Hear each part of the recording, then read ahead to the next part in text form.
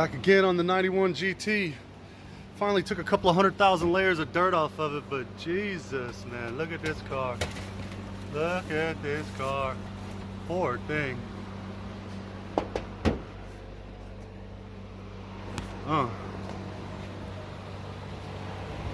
Last registered 2006. Finally washed a few 100,000 layers of crap off of it. The whole engine bay was covered in spider webs and trash. So at least now we can see what color it is. But man, it's gonna take just as long to clean the damn thing out as it is to go ahead and replace this dash harness. Filthy girl.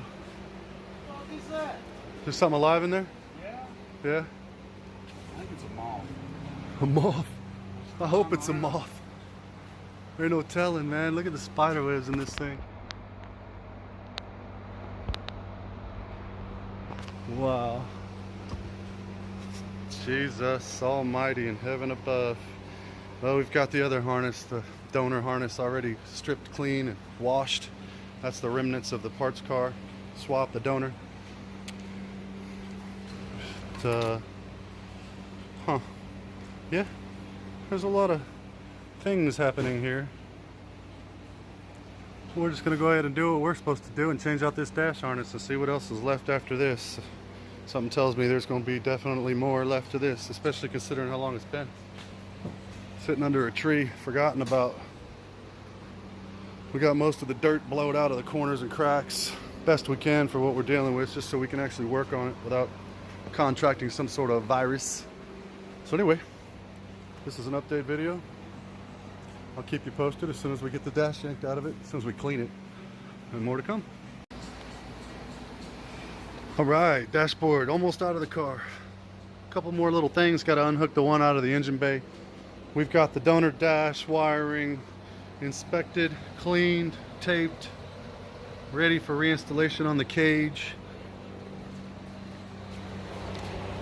Got it all pulled away. We're going to do the final things, get that out of there, and then install the dash cage, and then zip tie and wire it all together. So hopefully have this thing going back together real quick. I'm not going to use any of the other existing wiring. We're going to extract all of it. So that's the next step. Stay tuned. One more time. Next video should show it in place. Back at it. Back at it again. All right. Finally about ready to call it quits for the night, but I want to give you a quick update on what we got done. So we got all the wiring for the dashboard ran through the grommet, routed, plugged in, all the important areas, hooked up to the solenoids. So that's completed. And then we've got, first of all, vacuumed it out a little bit, made it a little bit more presentable in here. Put in the dash cage by itself, inspected, fixed and wrapped an entire harness out of the donor car. So that's in its entirety, is in place. Got the wires routed from behind the A-pillars instead of over, so that the kick panels fit right. Because if you install this wires over this section, then the kick panel bubbles way over, so you actually have to drop it in up here, drop it inside the A-pillar, and then route it through there to come out right at that hole from underneath. So that makes it where the kick panel goes in properly. So all that came out pretty good. There's not a whole lot left to do here, except I'm actually going to plug in the cluster. All the steering components are already plugged in, so that's that. We got that part going. And then coming over here, got a little bit more complex. Kept all the original components from the donor car because we know that stuff worked well. We get into the A-pillar to find out that it's been damaged at some point. So it's actually wrinkled pretty bad through here. Can't really get a good, there we go. So you can see where the metal is actually bent from something. I don't know how, because the actual car doesn't look like it's ever been hit. Maybe the door flew open hard one time, who knows? So same thing. Still got some tucking to do in there with some of these wires, but wires routed behind the A-pillar. Then coming over here, we noticed that we've got a gap between the hinge and the A-pillar, which to me looks like a broken bolt. So right there, I think that inside bolt right there is broken. The rest of these, that one and that other above it, are in good shape. But I'm thinking that one's probably broken, which is not letting it sit flush against the A-pillar itself.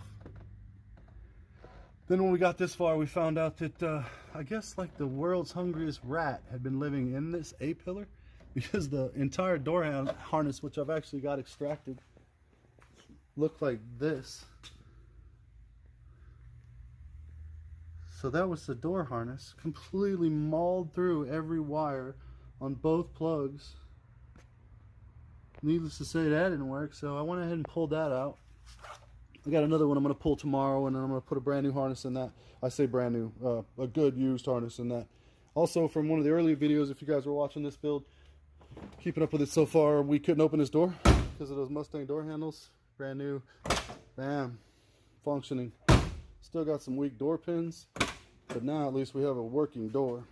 So next step, so that we'll be able to test power functions and whatnot, is to run the harness in the door, run it all together there via this dude right here. That's our carryover. It's routed all the way up, all the way over, and it crosses down and plugs into that door.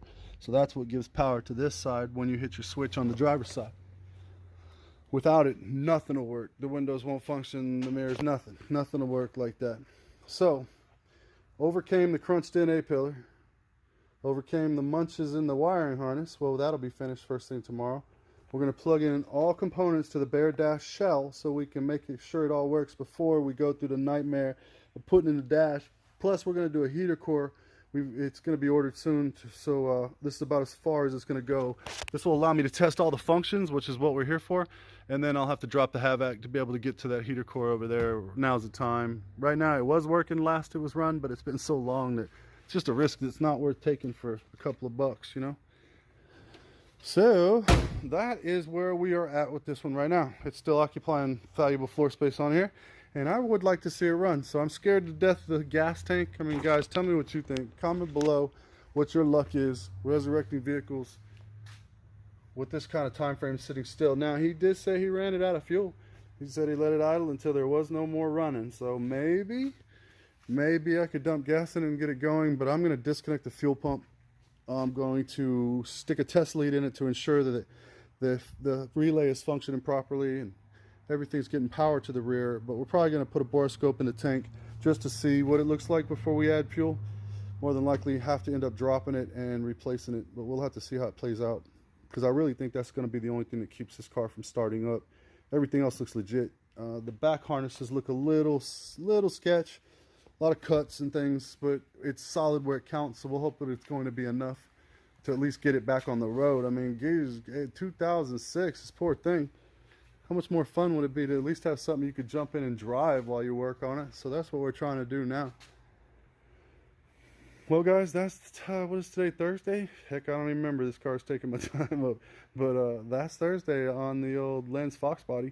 I expect tomorrow, first thing in the morning, while it's nice and cool, I'm going to go outside, pull apart the door, and get the harness that we need to make that function, and then plugging it all in. So I expect by tomorrow midday to know whether or not I've got dash function in its entirety, which I'm pretty sure is not. It's a no-brainer. Everything looks good. All the harnesses, all the plugs were straight.